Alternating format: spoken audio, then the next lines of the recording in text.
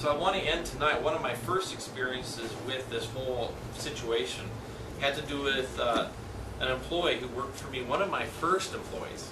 So this was, I was still green behind the ears. I mean, this is, she has now moved, she now lives in Minneapolis, and What's her actually, name? Maggie. I know who Maggie You know Maggie is. is, yeah.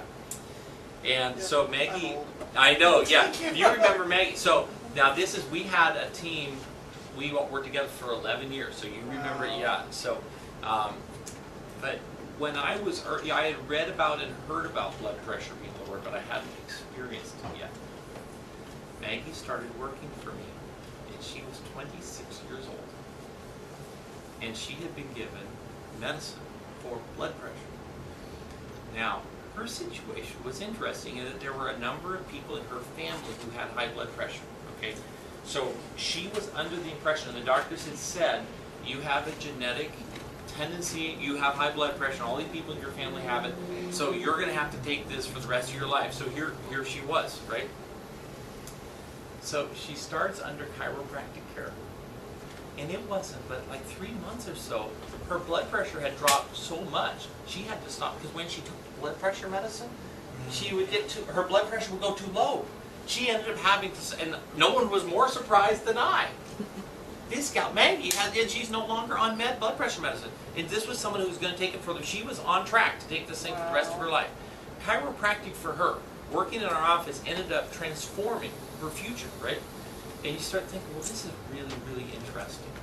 So if you're struggling, if you know someone who is struggling, one of the first things they could do is get their spine checked and get the nerve system. Now, I've got thermal imaging and surface EMG. So the branch of the nerve system that we're most interested in is that autonomic part of it. So we test the muscles. And so we're not talking about the nerves that control the muscles. So you couldn't even necessarily tell if there's a problem, because the muscles wouldn't necessarily even be tight around where the kidney. You could say, oh, no, that feels fine. Well, that's not the point. You would have no perception of this any more than I could say, how is your gallbladder today, or your liver, or your, no, I mean your right kidney. You know, I mean, we can't feel, we have no perception of these sorts of structures. It's all, you know, our body is monitoring it.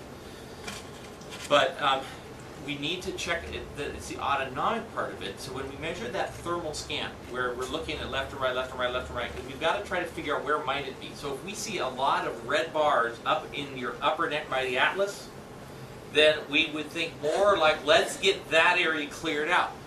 And what would really be interesting is if we can actually get that all cleared out and your blood pressure is regulated, and you go, you know what, for you, probably the problem is in the neck.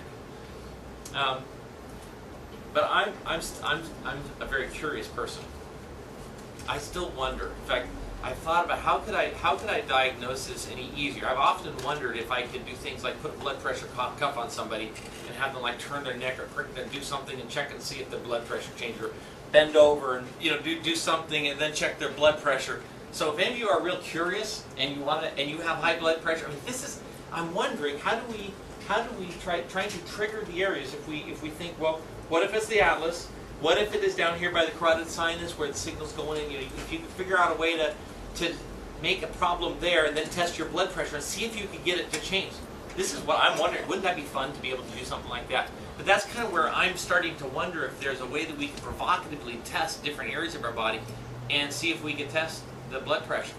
You'll notice these bilateral weight scales that I'm using. It's been one of the low-tech things that gives me an indication, especially in a patient where we're having trouble, or we adjust them one time and it's good, but another time it's not good. And I thought I'd given a fantastic adjustment. Why did it not work this time, right? So I'm finding that sometimes I'll have somebody, have them stand on that scale before and afterwards, and if they're not balanced afterwards, their nerve system is not in a state of ease. So we could do blood pressure in the same way. We could test your blood pressure before your adjustment, adjust you, and then check your blood pressure afterwards. If your blood pressure doesn't drop, maybe I didn't do it. Right? We might figure out that in your case, if I do this, right? I mean, Art, this is, we learned, you guys kind of have walked with me in this journey, and you guys are going to help figure some of this out. So this is a challenge. if you guys can kind of help figure, we've got to figure out how do we help people who have high blood pressure get their blood pressure down. And how do we figure out that this adjustment is going to be effective versus another adjustment that looks the same way, but might not work the same way, right? That's the challenge, is trying to figure out how to get this nerve system integrated and working. So, I appreciate each one of you. And if this is something that you're interested in, and it's important for you, or there's somebody in your family that needs their blood pressure, let's bring our A game to this thing, and let's figure this out, and let's make sure that what we're doing is making a difference. Because I don't want to adjust somebody assuming that we're helping the blood pressure, but if we're not, if we're not moving the freight, it's not really working. Okay? So I want to thank each one of you for coming, and I want to thank you for being part of this process, for the contribution you guys are making in my education.